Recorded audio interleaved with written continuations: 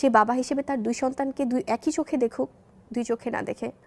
বাবা হিসেবে সাকিব তার দুই ছেলেকে দুই চোখে না দেখে এক চোখে দেখার কথা বলছে বুবলি।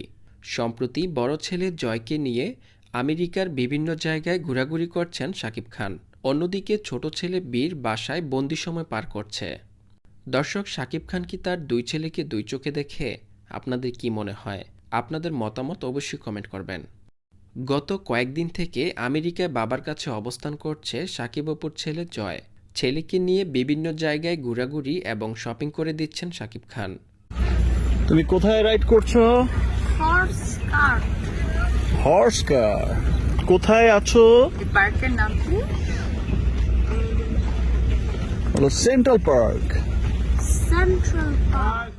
এক ছেলে বাসায় বন্দি আর অন্য ছেলেকে নিয়ে আমেরিকার খোলা আকাশের নিচে সাকিবের এমন ঘোরাঘুরি মেনে নিতে পারছে না বুবলি।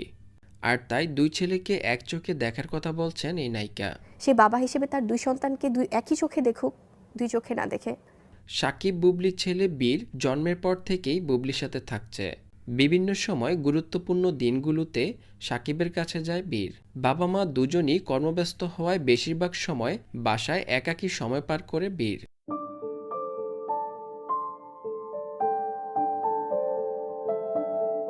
সম্প্রতি বয়স বাড়ার সাথে সাথে অনেক কিছু বুঝতে শুরু করেছে বীর।